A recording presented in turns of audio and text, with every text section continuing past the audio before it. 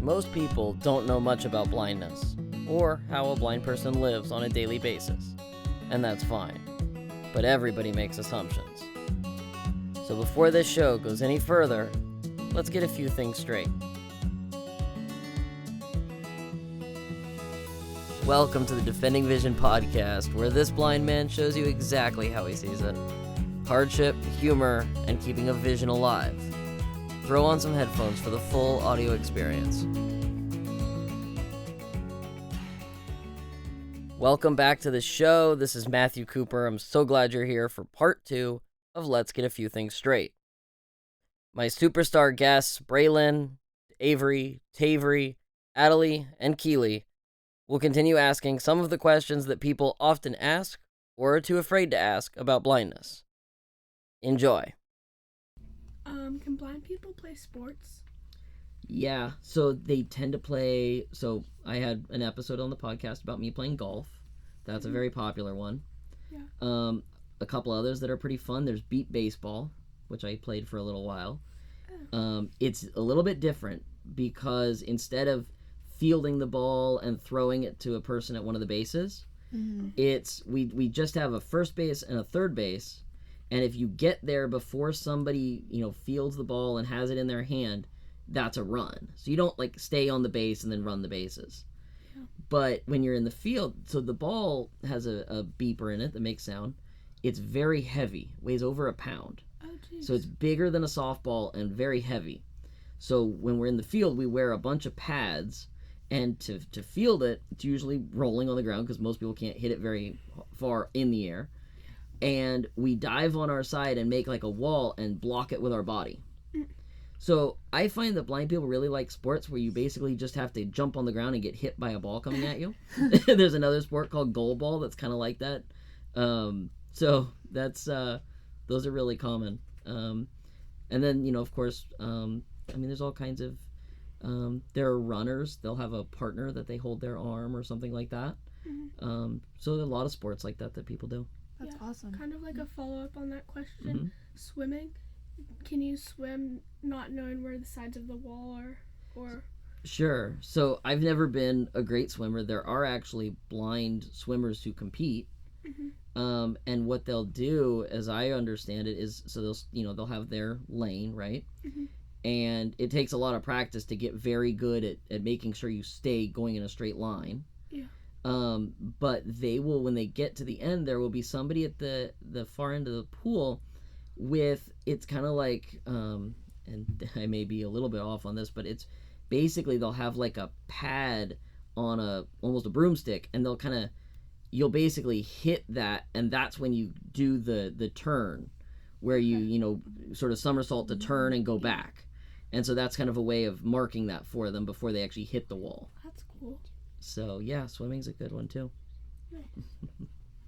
You've done archery before. Tell me about that, please. Sure. So in college, we had an archery team at Stanford, and that sounded like fun. So hey, why not try it? And then I met another blind person who was really into it in the area, and got connected with her and her husband, and they had kind of built a system for doing it.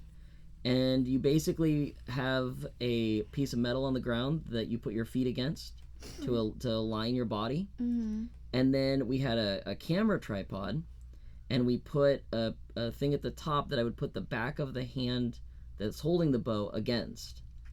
And that was kind of to aim, right? So you draw the bow back, and you always bring the hand holding the string back to the same spot on your cheek. And then the other hand is against the sight or device at the top of the camera tripod. So hopefully if you're always in sort of the same posture, that will shoot in the same direction. Yeah. I found it definitely a challenge. It's you're not quite in the best stance that most archers want to be in, where they kind of want their body at a rotated 45 degrees to the target, because it makes you more stable. So it was challenging. But yeah, it was a lot of fun. The funny part about being on the archery team was people would say, "Isn't that dangerous?" Right. And it's like, well, actually, I'm very careful, and all these other fools are running around pretending they're going to shoot each other. So, like, they're all being totally ridiculous, and I'm just standing here being careful, only aiming toward the target. Yeah. They had a student wanted to do a small article about me in the Stanford newspaper. Mm-hmm. And so she came to one of our practices, and she goes, "So you're a trailblazer?" And I said, "Well, most people don't think a blind person can do a lot of things, so if I made a peanut butter and jelly sandwich, they'd call me a trailblazer." So that's kind of become a line for me. I think a lot of people don't expect you can do much, and so you do something that is more normal for other people, and all of a sudden they're like, "That's amazing." You're like, "Well, Yeah. all right." She didn't know who she was talking to. How do blind people read music? So you can actually, there's a system of Braille for music. And so the dots can give you the different notes and how long they are, and all of that. Now, you can't sight read, because if your hands are on playing the instrument, you can't read the Braille at the same time. Yeah. So you have to do a lot of memorization. Yeah. So, you don't get to sit down at a piano and play and read the music at the same time. That doesn't really work. It can be hard to find Braille music. There's not a lot of it made, but it does work, and then you can memorize from there. So I would say probably more blind people learn to play by ear, but it certainly is possible. Speaking of music, do you play any instruments? So I have I have dabbled at soprano saxophone, never been super serious or any good at it, but I enjoy it. That's most of what I've done. But, How did you do math in school? how did I do math in school? So a couple things. So now it's a lot easier because we have all kinds of calculators and we can do it all on our phone, right? But I have a couple things here to show you guys today. So I used to use an abacus a lot. So you probably have never seen one of these, but you can move beads on the abacus to make different numbers. And I knew how to add, subtract, multiply, divide all on here. So this was often how I would do the math, and then I would braille out my answers. And there's a system of called Nemeth Braille to do all of different types of math. And I did all the way up through calculus in high school.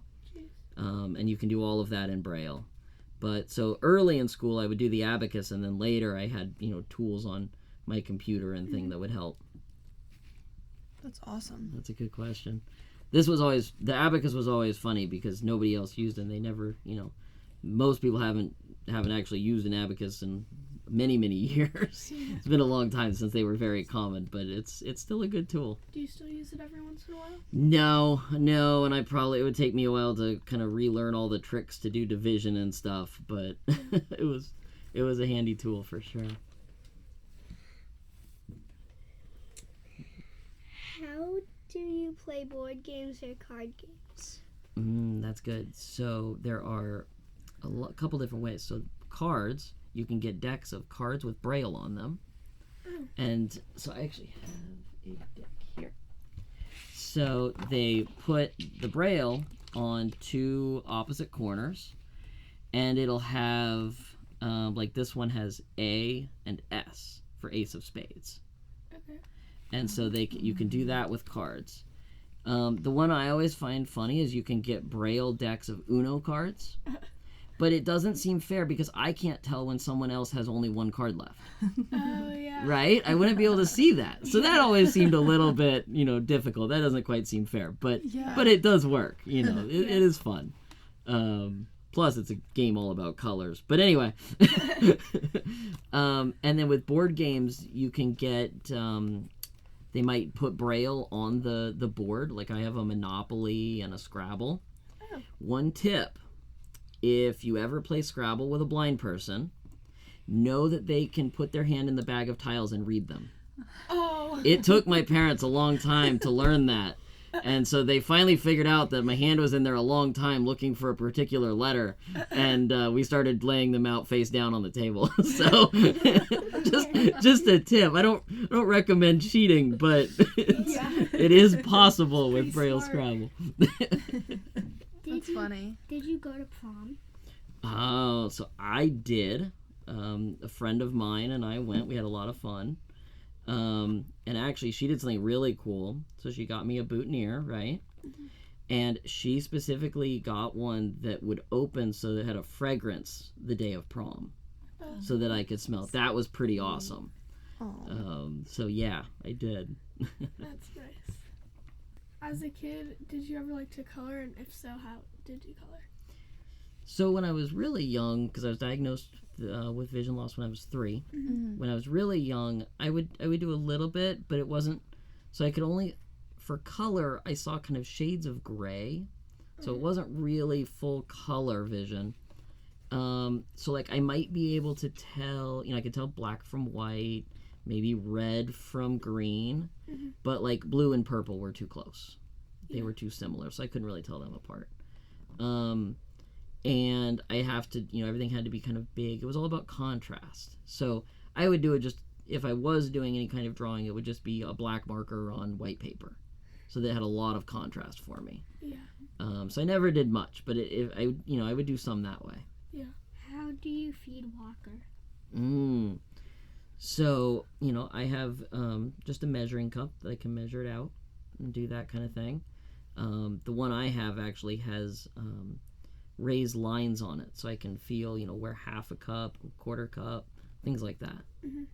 So that's really helpful. And he also helps. I don't have to tell time to know when to feed him. He helps with that. Yeah. He makes sure that it's on time, or if he can, early. Yeah. How do you write in Braille? So, nowadays, like I said, I have the Braille display, and there are various tools like that. But in the past, there were a couple older ways of doing it. So so Braille came about in the 1800s. So the original way was the slate and stylus. And many people don't learn how to do this. For me, my Braille instructor made it a sort of a prize. She said, once you can read Braille normally and write it normally, you get to learn the slate and stylus. Okay. And so what you're doing is you have a stylus with like a little pen, basically, and a slate, which is like a stencil for the dots. And so you punch down to create the dots. But because you're punching down, and so to read it, you're going to flip the paper over, it means you have to write right to left, and then you have to flip, you have to reverse all of the characters, all of the symbols. Oh. So in your head, you have to do everything backwards so that when you flip the paper over, it's correct. And so my Braille instructor went to Berkeley, and she would have gone to Berkeley in like the 1930s or 40s, and she did all of her college notes that way. So she was flipping, she was thinking of notes during a lecture and reversing everything in her head and doing it by punching all the dots. My goodness. She was incredibly fast. It sounded like just as she would do it. And she said when she was in college doing all those notes, she actually got to the point where the stylus made like a dent in her hand from putting force on it all the time. Oh my goodness. But she was really good at it. Yeah. So that's one of the oldest ways to do it. The newer way would be like, it's kind of like a Braille typewriter. A lot of people know them as the Perkins Brailler. I have one here that they're pretty heavy. This is an electric one. The original ones, you had to put a lot of force to manually punch a dot. Right. And so as you Braille, there are 6 Braille dots, and so there are 6 keys, one for each dot. And so if you want, 3 of the dots, you press those keys together. And so, of course, it is a lot like an old typewriter. You even have the bell. So that's kind of the original way when I first started. Of course, technology's made it all different, but That's awesome. yeah. Did your parents learn how to use that if they wanted to leave you a note? Or So my parents started learning a little bit of Braille. They had some books that would actually just have like the dots drawn, and they could learn the alphabet. I think they got pretty much as far as learning the alphabet and didn't get any further. So I don't think they ever left a note that way or anything. But yeah, they tried to learn some, but they didn't stick with it very long, I don't believe. Yeah. You have to do it a lot to practice. How big are Braille books? So, very big. So, the print in a textbook, is quite small. The Braille symbols are much larger, and it also makes them thick. So, for example, in one of my math classes in high school, it was 80 books for the one Whoa. textbook. Oh my goodness. So we had like 2 shelves in that classroom of just my textbook. Whoa. So you can imagine that to get around school, I had like a rolling suitcase instead of a backpack. Yeah. The worst part was somehow they'd give us homework problems, and it always meant I needed 2 volumes, because it would, it'd be like a few pages in this one and then a few pages in that one. But they're very big, and usually the Braille volumes aren't the normal like 8.5 by 11, printer paper. Mm-hmm. It's on a larger 11 by 11 inch, so it's more of a square. Mm-hmm. So it's bigger that way, and then it'll be 80 of them for a book. Oh my Goodness. gosh. And so I did a lot of, for some of my classes, we actually were able to get an extra copy of the book to have at home, which just meant we had boxes of the Braille volumes at home. And that at least meant I didn't have to carry them to and from school. But in college, they would have to Braille for my engineering and math classes. And so I would have boxes in my dorm room of the Braille books. And then there were Braille diagrams that I would get that would be on like really long, wide paper. So they'd be rolled up like scrolls. And I'd have boxes of those. And we always joked that we could have a really awesome bonfire at the end of each quarter when the classes were done. Roast some marshmallows. Exactly. Yeah, it was a lot. So, do you like to read a lot? I do. Yeah. So when you read books, is it hard to get books that other people read in Braille? So getting it in like, hard copy paper Braille is more difficult.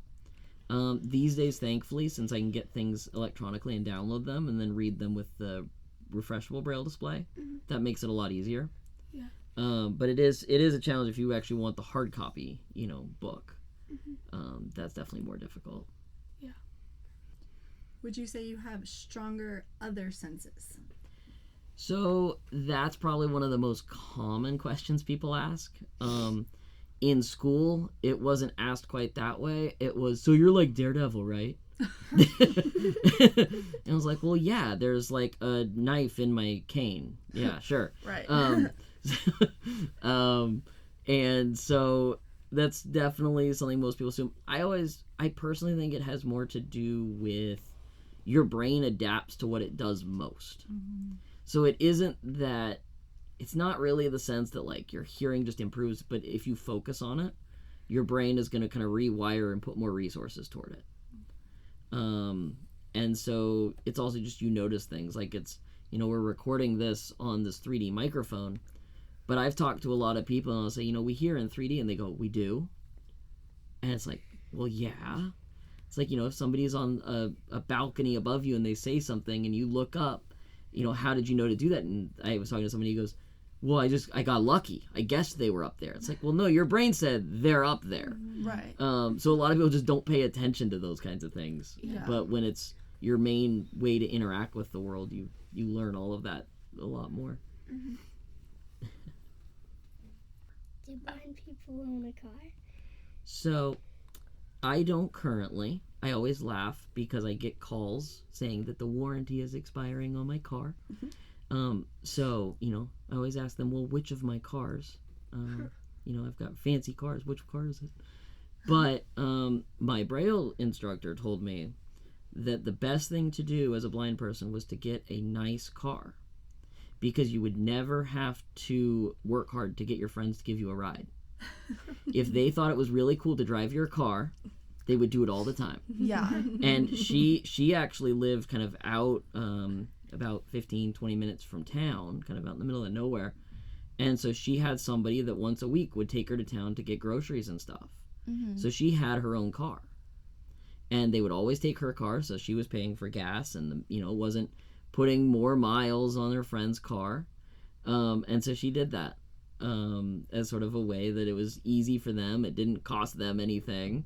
Yeah. But she had someone who, it was easier to get people to do that. So I don't currently, and who knows, but it was pretty funny. She definitely gave me that advice. Get a nice car. You'll never struggle for a ride again. Yeah. That's smart. Did you have some girls in the room that would come down and drive? That's Oh, yeah, I right. will. You needed to go. I That's will. right. Very good. I have a question about grocery shopping. Do you Yeah, go it's into the grocery? Do you want to ask it? I don't know. Go ahead. Do you go into grocery stores? And if you do, how do you know what's on Pacific Aisle? Sure. So these days, it's a lot easier to have delivery. You can get your groceries delivered. That's usually the easiest. I have before gone, I'd walk to the grocery store and usually I would go to the customer service desk and ask for somebody to help me. And I would print out a list of what I wanted so that they could do it in the right order based on where things are in the store. And they would help me pick things out. So that's usually how I would do it if I went into the store. Yeah. That's a good one. That's awesome. Oh, so when you go to restaurants, how do you know what's on the menu? Like, how do you know what to order? So I am the kind of person that at 31, it's more like I'm 70 and I walk in and they just know what I want. Because I don't like having to figure that out all the time. But if it's a new restaurant, I'll have someone read the menu. If I'm by myself, the waiter or waitress will help with that. Yeah. Or if I'm with somebody, they'll read it. And so that's kind of the typical thing. Of course, now you can get menus online, but some restaurants will actually have their menu in Braille. Oh, that's awesome. I have found most of the time it's not kept up to date, so that can always be kind of interesting. Yeah. And like a textbook, they're very big. So there's a restaurant I used to go to a lot in California that their Braille menu, I think it was about 100 pages. Whoa. Oh my goodness. So it had a table of contents in the front. That's awesome. It's pretty funny to open a menu and you've got to go through a table of contents and it's like pizzas and pastas and it's like page 64. Yeah. Turn to that. So yeah, I actually in high school, for a little bit, I was experimenting with starting a business making Braille menus. Almost got a couple restaurants to do it, but yeah. that's not super common, but when they have them, it's really nice. Yeah, I bet. So I know you're like 100% blind, but do you see like light and dark, or like do you see like day and night, if that makes sense? Yeah. So when I was younger, like I said, so I had some vision when I was really young, and I was reading like letters would have to be 3 or 4 inches tall and pretty close to my face to read them. Right. And then it sort of faded, and I got to the point where I had a little bit of what we'd say light perception. So I could see if the lights were on or off, that kind of thing, or I'd see shadows as I walked down the street. Right. And that was kind of how I was when I got my first guide dog at 11. And I had to do a lot of practice to not pay attention to it, because when you have just a little bit, it can almost be harder because it becomes a distraction. Right. So I'll be walking down the sidewalk and I had enough vision that I'd see a shadow from a tree, but in my mind it would say, ooh, a pole or an obstacle you might run into.